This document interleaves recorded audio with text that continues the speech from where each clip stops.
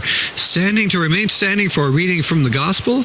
And if you would, find your way to the Gospel according to Matthew, chapter 2.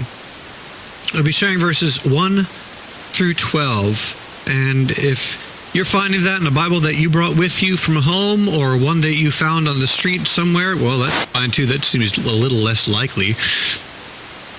Or maybe the Bible that's in the pew right there, or even what you have on your iPad, iPhone, Samsung, Galaxy Note exploding device thing. That's fine. Somewhere in between the words on your page and the words on mine, your translation and mine, which this morning is a Common English Bible, there is a word that God will speak to us together. Oh, I've got to make my way there. A reading from Matthew. After Jesus was born in Bethlehem in the territory of Judea during the rule of King Herod, Magi came from the east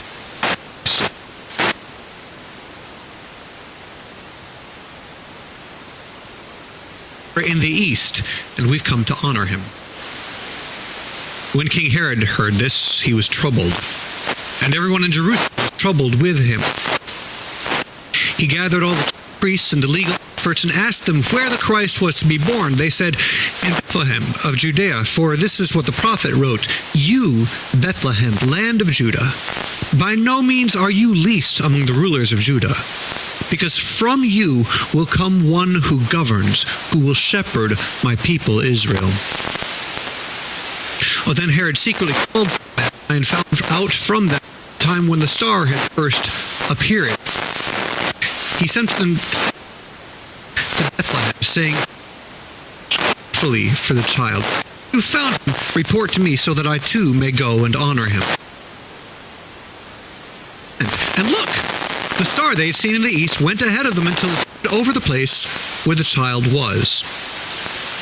When they saw the star, they were filled with joy. They entered the house and saw the child with Mary, his mother. And falling to their knees, they honored him. They opened their treasure chests and presented him with gifts of gold, frankincense. And because they were warned in a dream not to return to Herod, they went back to their own country by another route. Friends, hear what the Spirit is saying to God's people. You may be seated.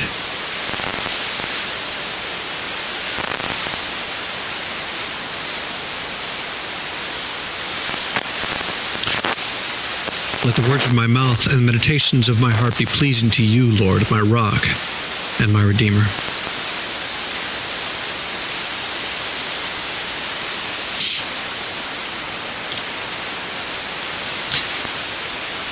I got a handful of texts from Phil Haga, our music director, the other day, maybe it was yesterday, saying that he was not going to be able to make it because this thing that had him rather short of voice last week is still knocking him cold.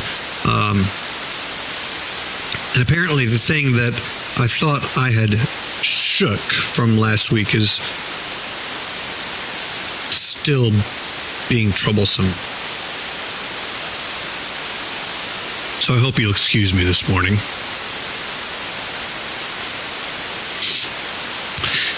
Today is Epiphany Sunday. We have this wonderful and I hope very familiar story of the Magi coming to see Jesus, coming to the Holy Family.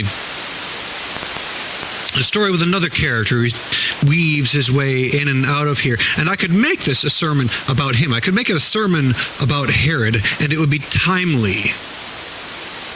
A sermon about a man so insecure in his authority that he sought out an infant, or maybe a toddler, depending on when the star and the Magi appeared. Sought out an infant to assassinate him and to secure Herod's own throne. I could make this a story even about that story that we overlook, the one that follows this, the slaughter of the innocents. Herod What a tool. But I don't want to make this a sermon about Herod. I'll only go so far as to point out that drawing attention to people like him and behavior like his only validates what he does. So take that into account the next time you encounter some inflammatory thing in the news or in the paper or on social media. Herod, friends, isn't worth my breath. I don't think that's what this text is about anyway. What we have here is three magi coming from somewhere east-ish.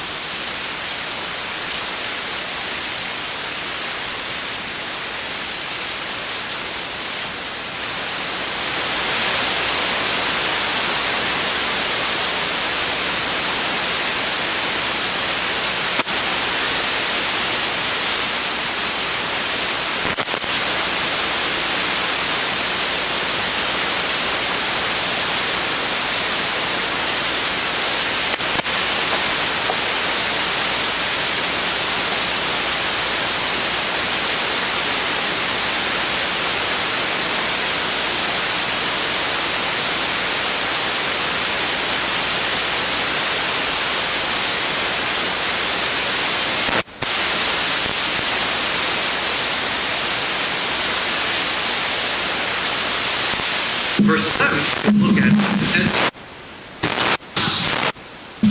All right, here we go. Now I have two microphones for the price of one. So those three items. I've preached all those sermons before, and I don't want to do it again because, number one, I don't think that's the point, especially not for us. And number two, preaching the same sermon bores me. Being bored during a sermon. We have very few honest people in here. Boredom during the sermon is why I know the hymnal so well. Well, I want to begin by observing who these dudes actually are, because we have a handful of clues. The first is their ability to communicate with Herod's court. Because not everybody, as we see in the story of Esther, not everybody can just wander into the royal court. You can get in some pretty big trouble doing that. But these are people who are familiar with power, and maybe that's why our tradition calls them kings. But then there's point two. They're not kings.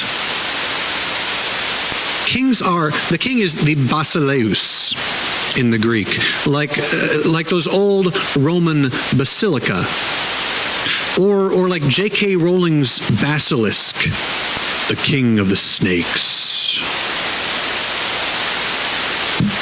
So again, I'm getting some of y'all who are like, oh yeah, the basilisk, yeah. Some of you are like, who's J.K. Rowling?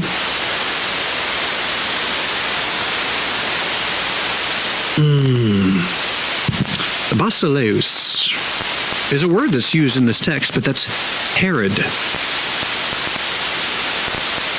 Not the same as how these people are referred to. They are the magos as singular.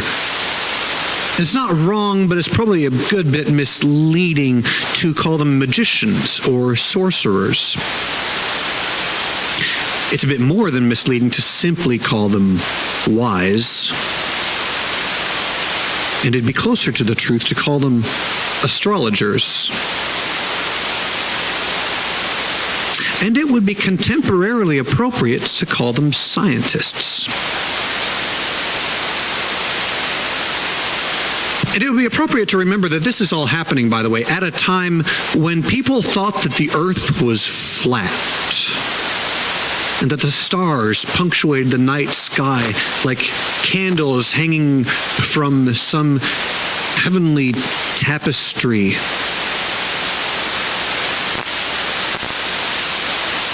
It'd be important to remember that this is still the world in which Apollo rode across that great tapestry with his chariots every day. It's that world. So these are guys who study that night sky in a land far away because their designation as Magoi is a Persian term. Remember then that Persia got smashed by Greece, who got smashed by Rome. So the language that we have, which is Greek, is one generation younger than the tradition of Persia from which these dudes hail. And I'm throwing a lot of data at y'all. Also, by the way, I'm calling them guys and dudes because that's a default. Magos is a masculine noun. That's only because Greek is an inflected language, and every noun has a gender. We might assume they're men because it's so impossibly difficult for women to wield any sort of authority or any sort of respect, but you never know. And plus, by the way, there's the contemporary anecdotal observation that we could make that the Magoi did something that men simply cannot. They asked for directions.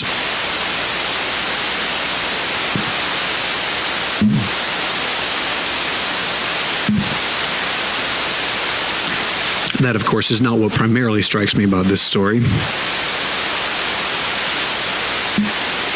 What strikes me about this story is that when God took a unique opportunity to become fully human, to concentrate the essence of divine presence into this short-lived pile of water and carbon chains, it's not the powerful and wise of Judea who realize it. Herod asks them about the prophecy, and their answer is, in essence, well, he's supposed to come from Jerusalem, David's city. Why do you ask? And it's not the majority population of Judea. It took an army of angels to even get the shepherd's attention. Now, Mary knew. And it would be appropriate to stop asking that question, by the way, because the Magnificat answers it pretty darn clearly. Yes, Mary knew. But apart from the Holy Family, whose attention did the Incarnation get? Persian astrologers.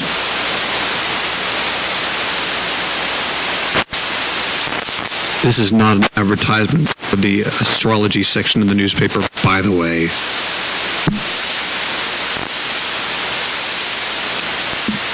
People of their day, of science, with no connection to the Hebrew community, foreigners.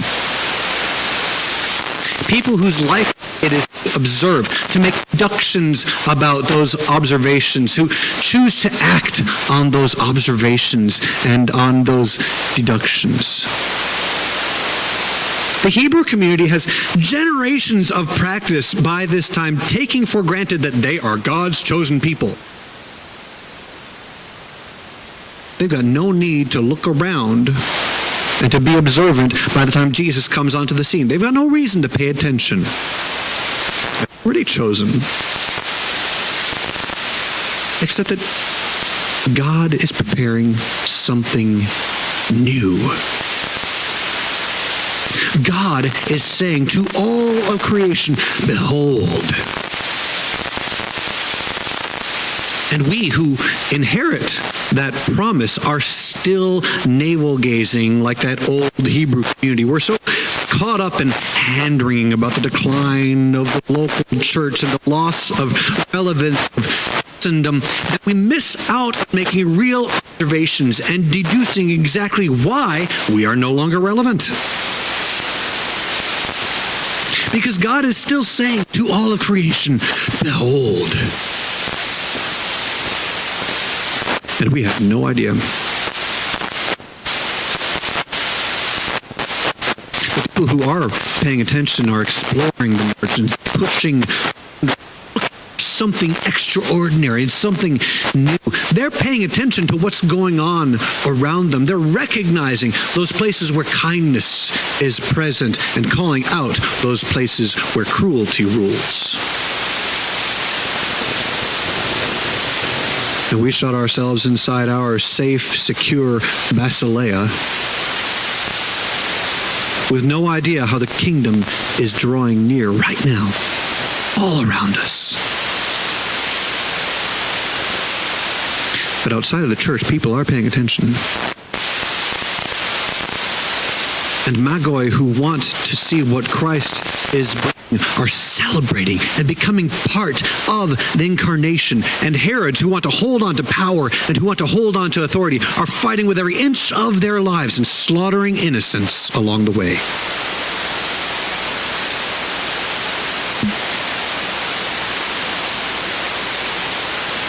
We don't have to navel gaze, y'all. We don't have to be like that old Hebrew community. We could, in fact, open our eyes and behold the new thing that God is doing. We could be a part of transforming the world into God's kingdom today. We could pay attention.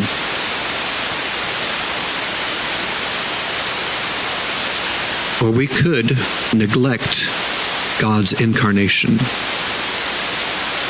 The kingdom of heaven becoming a glorious reality, and we could let the promise slip through our fingers like Judea did, to be handed off to a people who are paying attention, who are watching for the epiphany of Messiah, for God proclaiming over and over in so many different ways and languages, behold.